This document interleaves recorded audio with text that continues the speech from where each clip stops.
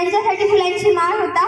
इंग्रजी सत्तेचा धडका बुडवणारा तो काळ होता. त्या वाघाच्या डरकाळीने आजही सह्याद्री गरजतो आणि त्याच्याच पराक्रमाचा पोवाड्या गाण्या आज हा तरुण उभा राहतो. आज हा तरुण उभा राहतो. आदरणीय व्यासपीठ पूज्य गुरुजन वर्ग, कडक शक्तीचे परीक्षक, माझ्या देशाच्या उज्ज्वल भविष्यानं मी आता 7वीची विद्यार्थिनी मी नंदिनी गोपाळ लोखंडे. माझ्या शाळेचे नाव जिल्हा परिषद प्राथमिक शाळा बोरवण बुद्रुक. मित्रांनो, आज मी येथे केवळ औपचारिकता म्हणून बोलायला उभी नाही, तर स्वातंत्र्याचा खरा अर्थ काय आहे आणि तो आपल्याला आपल्या पूर्वजांनी कसा मिळवून दिला याचा जळजळीत इतिहास तुमच्या डोळ्यासमोर उभा करायला आणि पुढच्या पिढीला आरसा दाखवायला उभी आहे. मित्रांनो, आज आपण पूर्णपणे मुक्त आहोत, कारण आपल्याला पाहिजे तिथे बोलता येते, पाहिजे तिथे फिरता येते. पण कधी शांतपणे विचार केला आहे का स्वातंत्र्य म्हणजे नेमकं काय असतं? स्वातंत्र्य म्हणजे 15 ऑगस्टला झेंडावंदन करणे आणि 26 जानेवारीला देशभक्तीवर गाणे म्हणणे नव्हे, तर स्वातंत्र्य म्हणजे स्वतः देशाचे निर्णय घेण्याचा अधिकार.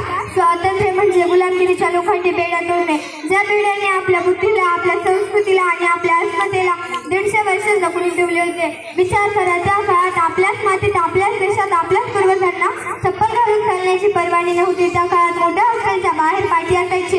कुत्रे आणि भारतीयांना प्रवेश बंदी. त्या अपमानाच्या अंधारातून बाहेर पडून ताटकलेने जगण्याचा हक्क मिळवणे म्हणजे खऱ्या अर्थाने स्वातंत्र्य होय. आणि हे स्वातंत्र्य आपल्याला आपल्या पूर्वजांनी थाळी मांडून भीक म्हणून दिलेले नाही, तर त्यांनी आपल्या रक्ताचा शेवटचा थेंब या मातीसाठी सांडला आहे, या मातीसाठी सांडला आहे.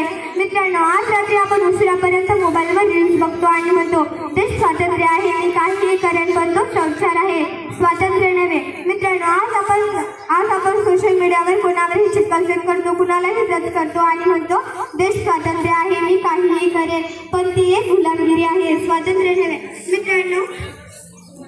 मित्रांनो, जे तिघे गाणे उत्तर येते शेवटी जाता जाता एवढेच म्हणते, उत्सवती रंगांचा आभाळी आज सजला, नतमस्तक मी त्या सर्वांचा ज्यांनी भारत देश घडविला, ज्यांनी भारत